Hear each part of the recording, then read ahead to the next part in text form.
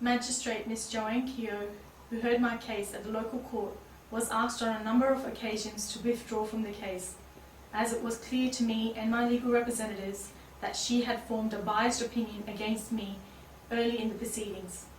My legal representatives pointed out in court that she was clearly assisting the prosecutor and making incorrect judgments in regards to the admission of documents and evidence in the proceedings.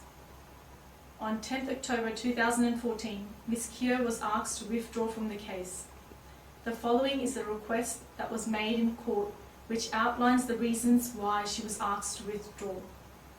The other matter is a more serious matter, and a matter that I am loath to raise in these proceedings at this point of time, but I think I need to raise it, and I ask Your Honour that there is anything I say is not meant to be offensive against Your Honour, but I wish Your Honour to make an application that Your Honour disqualify yourself from further hearing this case.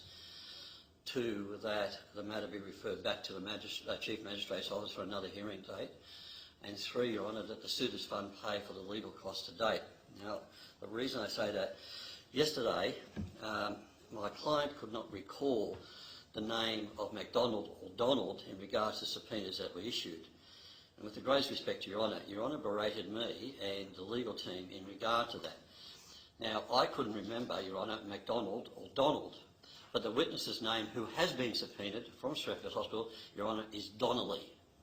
It wasn't until I left the precincts of the court that it dawned on me it was Donnelly, not MacDonald. And as a consequence of that... It is actually MacDonald. Oh, MacDonald, I thought it was Donnelly. Yeah, we all get confused. Oh, sorry, MacDonald, I apologise, Your Honour, I thought it was Donnelly. But I knew it was something like that.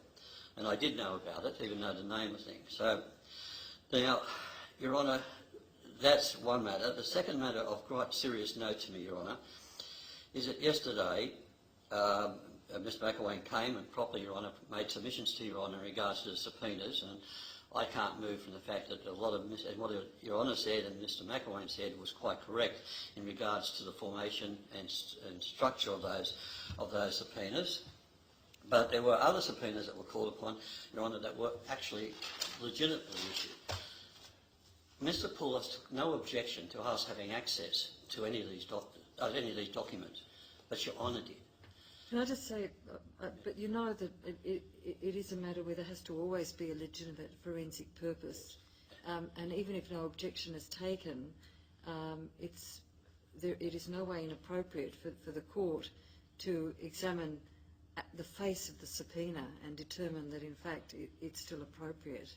So, unless Mr McElwain objects. Sorry, Mr McElwain, I'm sorry, Mr Poulos objected. He didn't object, Your Honour. well, Mr Poulos doesn't... No, Mr Poulos doesn't... I don't feel like being verbal. Just wait one moment. Mr Poulos doesn't necessarily appear for the person to whom the subpoena is directed.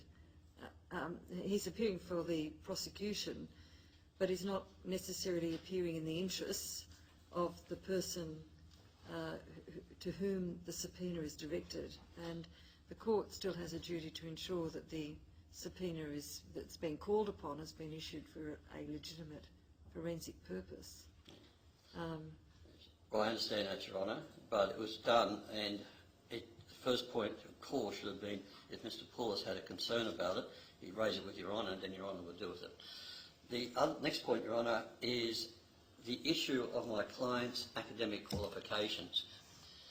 The ICAC did seize those academic qualifications from the defendant when they searched the house. Now, I admit there's a lot on that tape about the search, but I've known about the issue of the missing academic records for some time. And yesterday, Your Honour, was not the only time we'd asked for those academic records to be returned.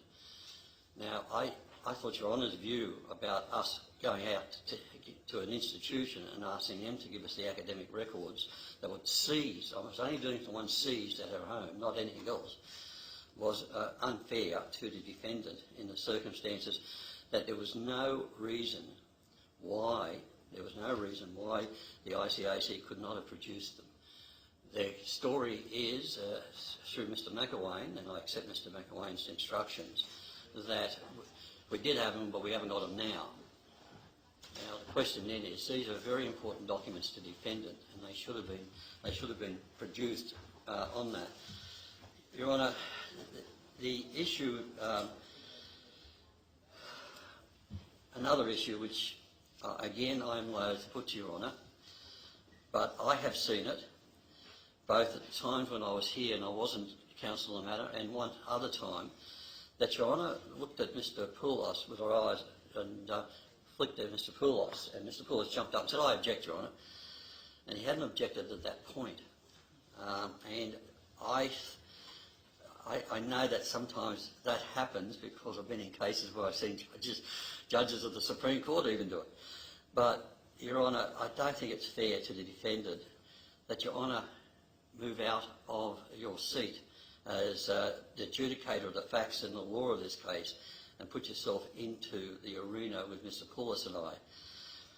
And, Your Honour, in my opinion, has made errors, but in regards to the admissibility of evidence, that is a matter of legal argument probably for another time and another place as to whether those documents should have been admitted. But it does concern me, Your Honour, that I formed a view, and it may have been a very unfair view to Your Honour, in the early stages of the case when I was here and before I came into it, that Your Honour had actually made up her mind to convict a defendant. And I've been around, Your Honour, at the bar 34 years, and before that a solicitor. And I don't make a statement like that lightly without due concern. I think, Your Honour, a lot of times has been fair in some issues. But I think, Your Honours, in regard to, as I said, Your Honour, I don't take this lightly, and I don't make this application frivolously.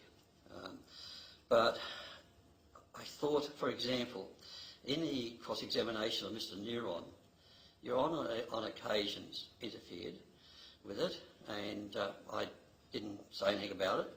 But Mr Neron's answers in some occasions were totally non-responsive, and when I objected on the response, Your Honour said it's responsive. The answer was not responsive to the question, Your Honour.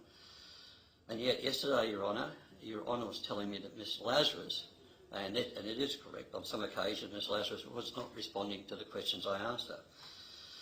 But when the cross-examination it is cross-examination, Your Honour, and Your Honour cannot say to me from the bench, Mr Naylor, what relevance is that? It's a relevance that I may have in my mind as to how I'm going to make that relevant in submissions. If it's an outrageous question, yes, I should be brought to heel. But if it's not, it's only about an issue of relevance, because Your Honour hasn't heard the full length and breadth and depth of the defence case. And you have, and I don't think it's intentionally, Your Honour, but you have continually interrupted yesterday the cross-examination in chief, and also, Your Honour, in regard to, in my opinion, and again, it doesn't bring me any joy to say this, and I hope Your Honour will accept it in what I'm doing, and I'm doing for my client, the defendant, is, Your Honour, I could not but help believe that Your Honour had already decided, doesn't matter what happens with the defendant, she has to be convicted. And Your Honour has got the poison chalice in this, in the sense that you've got one defendant charged with very serious offences. The maximum offence would be for all the charges, if she was convicted on every one, is, Your Honour couldn't do it any more than 8 years with a non-parole 5 years, but that's still enormous for a young woman to go to prison for that period of time. But be that as it may, Your Honour, that these are serious matters, and the defendant needs to be able to put her case and put her defence, because the doctors say, I never signed these documents, it looks like my signature, it's a very good copy of my signature, but I never signed them. In that respect, the defendant's evidence will be, as we start going through the exhibits, is they did sign them, they signed them in my presence, and they've lied.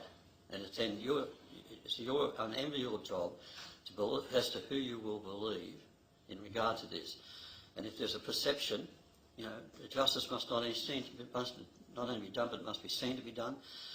And there is, in my opinion, an apprehension of bias in Your Honour.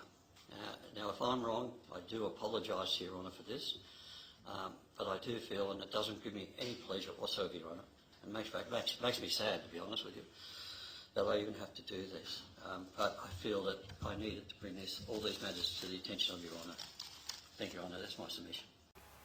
Ms. Keogh refused to withdraw from the case, and on 27 November 2014 she read out her verdict against me.